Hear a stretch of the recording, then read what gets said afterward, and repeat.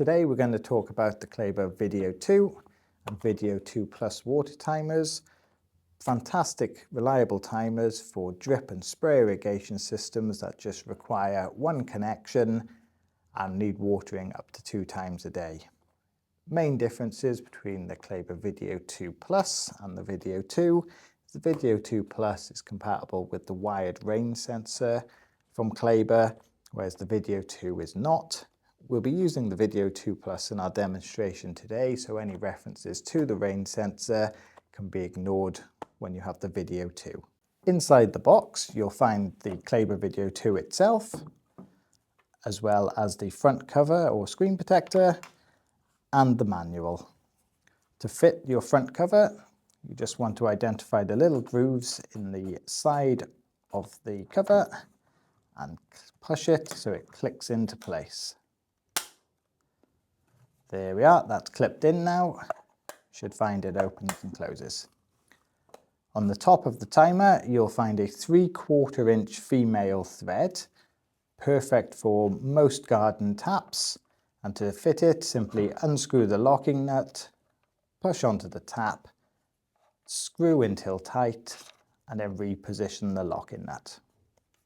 On the bottom, you have a standard hose connector if your system allows for it. Otherwise, you can unscrew that connector to reveal a 3/4 inch male thread.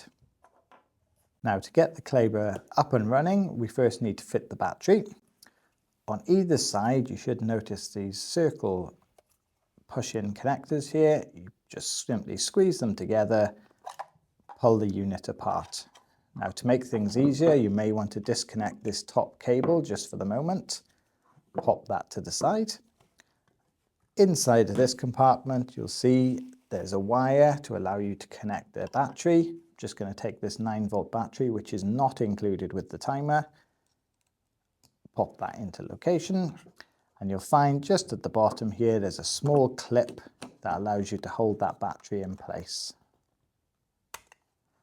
There we are. So once that's secure, the timer is now ready to use. You'll see just while we're in here, there's a few other connections we're talking about.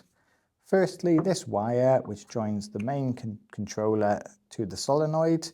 This wire allows the signal to pass through opening and closing the timer, so you always want to make sure that's positioned. And just under the battery connection, you have the rain sensor jumper cable. This needs to be present for the timer to work correctly. So if you're not using a rain sensor, ensure you leave that in position. If you are using a rain sensor, simply pull out the connector and pop in the rain sensor in its place. For the moment, we'll just leave it in position. I'll reconnect the solenoid cable, line up my connectors, push it back into position. Timer's now ready to program. Now that we've got our battery fitted, we're going to want to program our timer.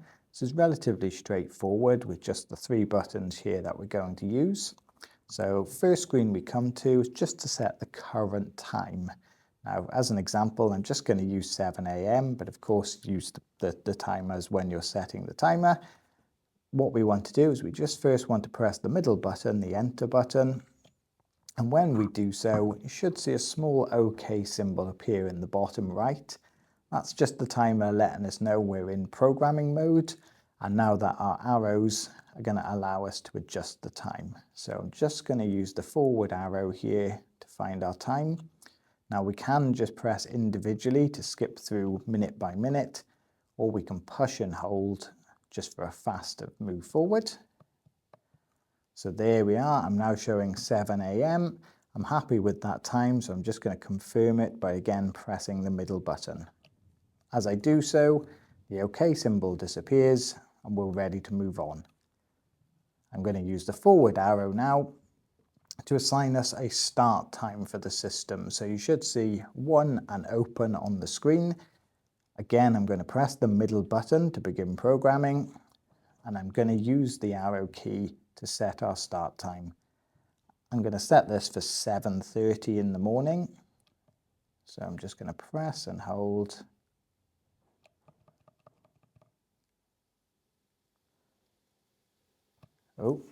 So I've gone a little bit too far with this one, so I'm just going to use that back arrow to go back in time here.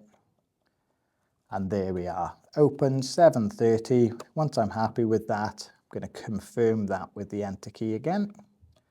And that's now programmed into the timer. So as we move on using the forward key, we now see 1 closed. This is the time we want the timer to stop watering. So since we're starting at 7:30, I'm going to press the middle button.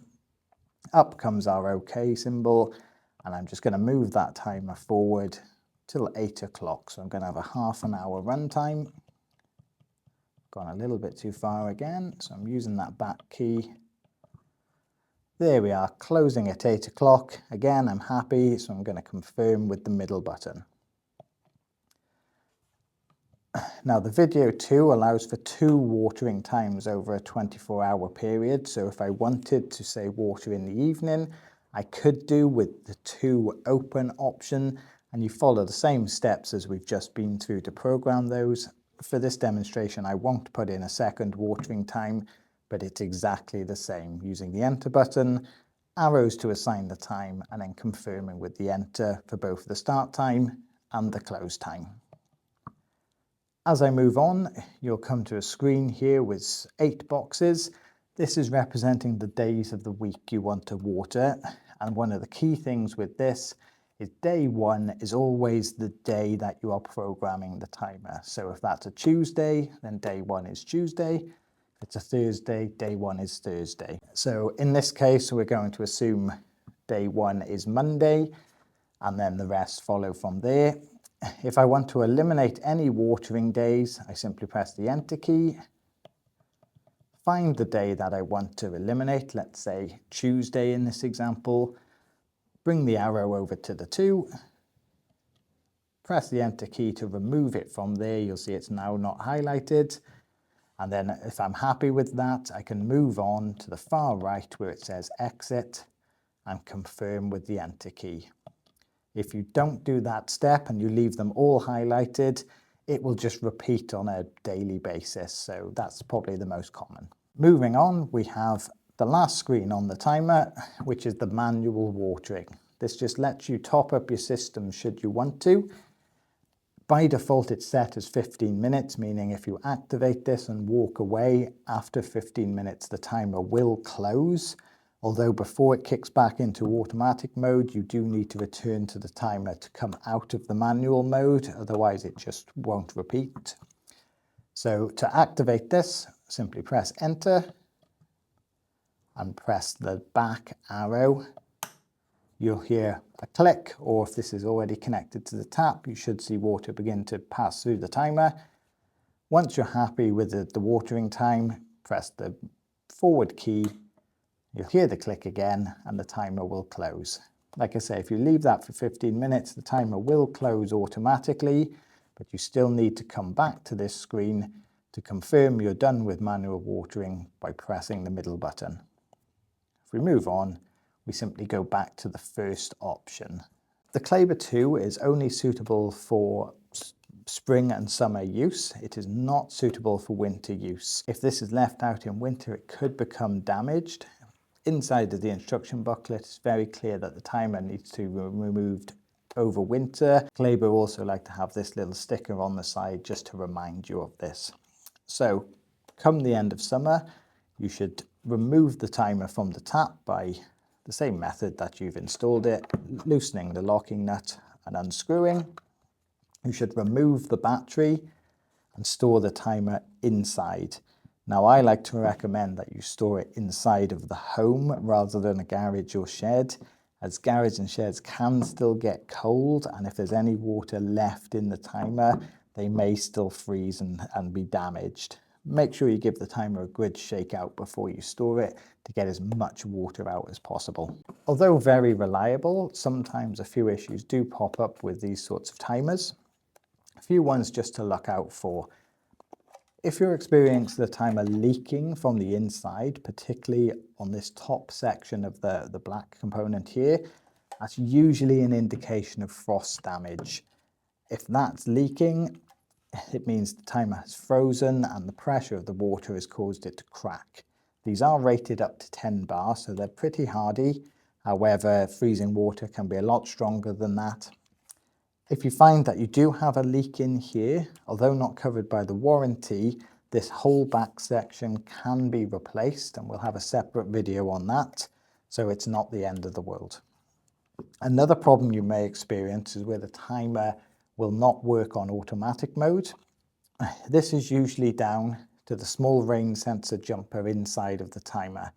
If that is not present, then the rain sensor will default to it has been raining, and therefore it will cancel the automatic watering. So if you're not using a rain sensor, always be sure that that jumper cable is present and is not damaged. If you do that, you should have no problems. Probably the biggest issue we come across the most though is when fitting this to the tap, customers experience leaking around this threaded area. That just means the bottom of the tap is not making good contact with the washer in the top. That could just be because it hasn't been screwed on all the way, but sometimes you've screwed it on all the way and that contact is still not enough.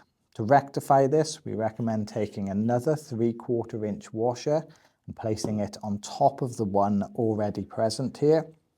That means the threads are much shallower, so when you screw this onto the tap, it makes connection a lot quicker and therefore becomes a lot tighter, and that usually sorts it in most scenarios.